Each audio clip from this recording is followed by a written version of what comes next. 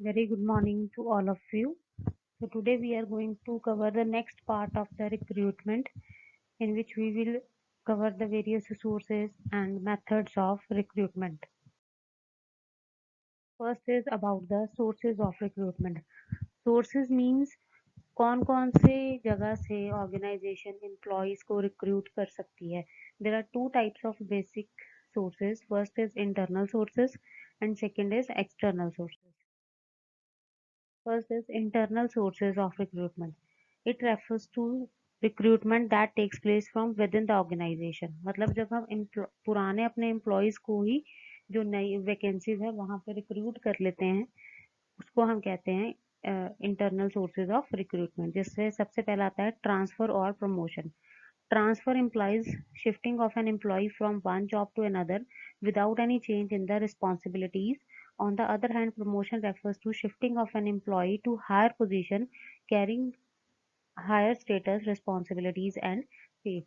So first is transfer हो सकता है या प्रमोशन हो सकता है. ट्रांसफर में क्या होता है, let suppose there are number of branches of a particular organisation in a city. एक सिटी में उनकी 4 ब्रांचेस हैं, मान के चलते हैं. तो एक ब्रांच से दूसरे ब्रांच हम एम्प्लॉय को शिफ्ट कर सकते हैं, उसे हम कहते हैं ट्रांसफर. ट्रांसफर में जॉब रिस्पॉन्सिबिलिटीज चेंज नहीं होती, कोई डेजिग्नेशन चेंज नहीं होता. लेकिन प्रमोशन में जब हम एम्प्लॉय को शिफ्ट करते हैं from one organization to another या within the same organization, उसमें क्या होता है कि जिस पोजीशन पे वो एम्प्लॉय काम कर रहा है उससे हायर लेवल पे उसे हायर पोजीशन पे शिफ्ट किया जाता है. That is called promotion, which includes higher status, higher responsibilities and higher pay grade also. Retired and retrenched employees who want to return to company may be hired. जो हमारी organisation से employ retire हो चुके हैं उन्हें दोबारा हम higher कर सकते हैं. Dependents and relatives of deceased और डिसेबल्ड पर्सन. कोई एम्प्लॉय है जिसकी डेथ हो गई है, उसके डिपेंडेंट्स को, उसके फैमिली मेंबर्स को या रिलेटिव्स को आप उसकी जगह पे प्लेस कर सकते हो, जॉब दे सकते हो. अब इस मेथड के मेरिट्स क्या हैं? Moral and motivation. एम्प्लॉयज, हम अपने एम्प्लॉयज को प्रमोट कर रहे हैं टू अदर हायर पोजीशन, तो ऑब्वियसली वो मोटिवेट फील करेंगे. It promotes the sense of loyalty and commitment among the employees. Chances of proper selection high. Present employees familiar with organisation. जो हमारे प्रेजेंट एम्प्लॉयज हैं वो ऑलरेडी ऑर्गेनाइजेशन के structure को जानते हैं, तो वो बेटर काम कर सकते हैं. Time and expenditure of recruitment reduce. जो भी रिक्रूटमेंट प्रोसेस में टाइम लगता है या खर्चा आपका आता है, एक्सपेंडिचर आता है, वो उसको हम कम कर सकते हैं इस मेथड के थ्रू. डीमेरिट्स क्या हैं? Fails to bring in fresh blood into the organisation. पुराने बंदे ही हैं, कोई नया एम्प्लॉय नहीं आ रहा है, तो आप नए आइडियाज या इनोवेशन नहीं आ सकती आपकी ऑर्गेनाइजेशन में. Promotion based on seniority.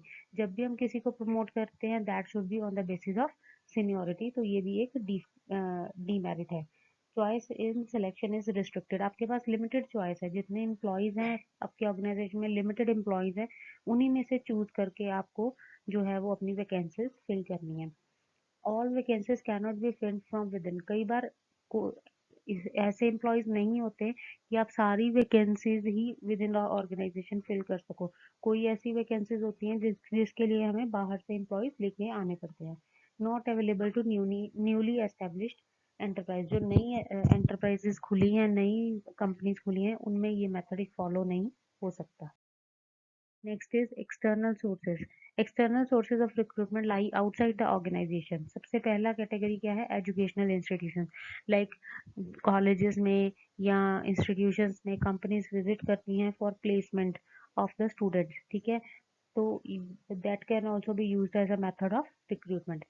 Various companies visit many colleges which have made arrangement for campus interview and recruit candidates. Colleges like IITs and IIMs have a more than 100 famous companies like Barclays, Boston Consultancy Group coming and recruiting candidates. तो companies आती हैं colleges में, organisations में, तो वहाँ से employees जो है वो स्टूडेंट्स को रिक्रूट करके एज अ एम्प्लॉय लेके जा सकते हैं. Next is recruiting agencies. Market में कई रिक्रूटिंग एजेंसीज भी हैं. There are basically various private consultancy firms जिसे हम कहते हैं, like Price Water House, Cooper, ABC Group, which recruit candidates on the behalf of the client companies by charging a fee. तो इन companies का काम क्या होता है कि ये लोगों को कहते हैं कि आप अपना रिज्यूमे हमारे पास देके जाओ, हम आपको जॉब्स ढूंढ के देंगे। तो ये जो है लोगों को एम्प्लॉयमेंट प्रोवाइड करवाते हैं on the basis of some fees. Next is employment exchange. These exchange provide information about jobs and vacancies to job seekers.